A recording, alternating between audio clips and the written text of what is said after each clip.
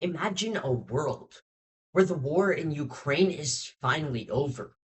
Cities once filled with smoke and rubble are rebuilding. Families separated by war are reunited. And the global economy is stabilizing. Now imagine the opposite, where the war drags on, consuming billions of dollars and disrupting economies. The war between Ukraine and Russia has reshaped global politics and economics.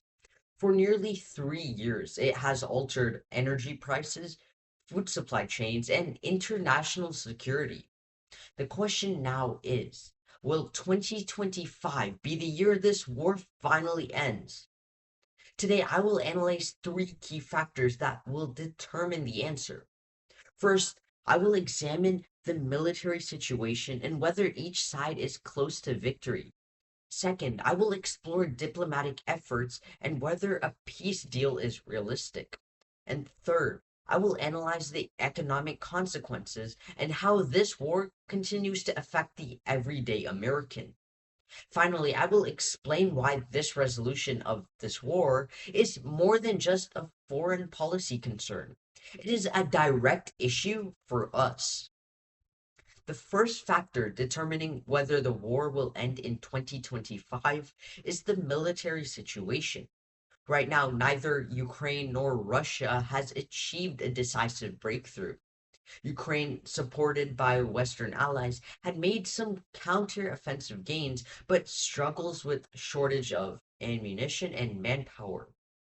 Now, Russia, despite heavy casualties and international sanctions, continues its assault, relying on its vast reserves of soldiers and weapons.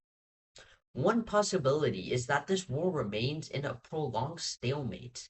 If both sides fail to achieve a clear military advantage, the fighting could freeze along the front lines, much like it did in eastern Ukraine after 2014. This would mean that the war technically continues without the large-scale offensives. Another possibility is escalation. If Russia secures greater military support from countries like China or Iran, it could launch more aggressive attacks. Likewise, if Ukraine receives stronger Western weapons like F-16 jets and long-range missiles, it might attempt deeper strikes into Russian-occupied territories.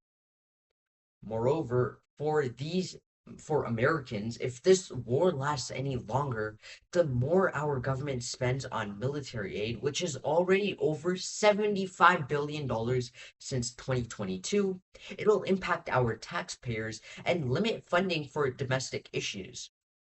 Additionally, continued instability means energy prices remain volatile, affecting gas prices and heating costs for millions of Americans. Now, the second factor is diplomacy.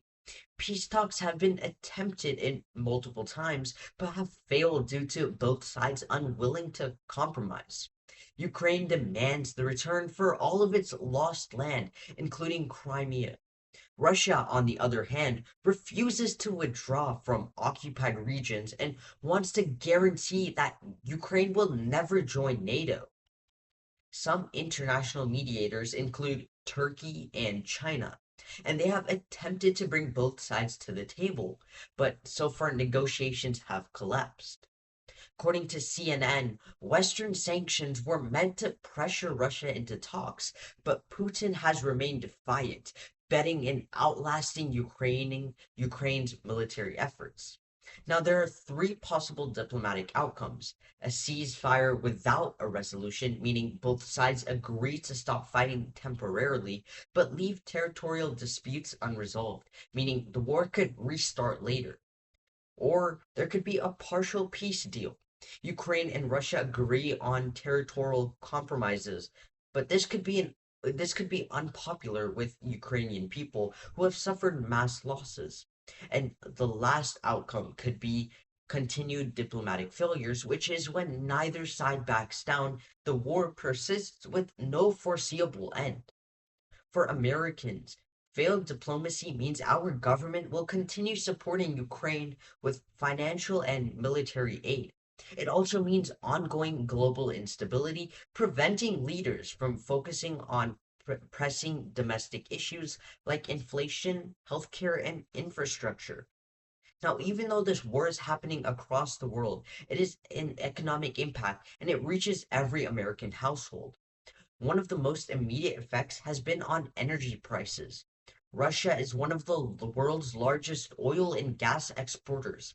And so when the war began, sanctions and disruptions caused gas prices to spike to reach record levels. And while prices have dropped since then, another escalation in the war could lead to new energy shocks. Beyond that, the US government spending on Ukraine has financial consequences.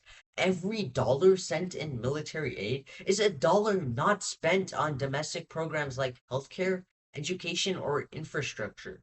So if the war ends in 2025, the global economy could stabilize, lowering gas prices and reducing inflation pressures.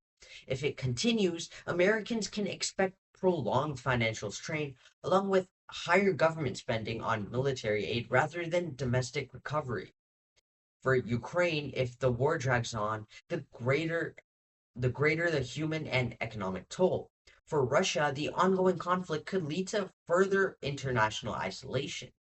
So when we imagine a world where the war is finally over, a world where Ukraine is rebuilding, where economies are rebuilding and recovering, that's the world is of all the possibilities. But achieving it will require careful military strategy, diplomatic pressure, and economic resilience.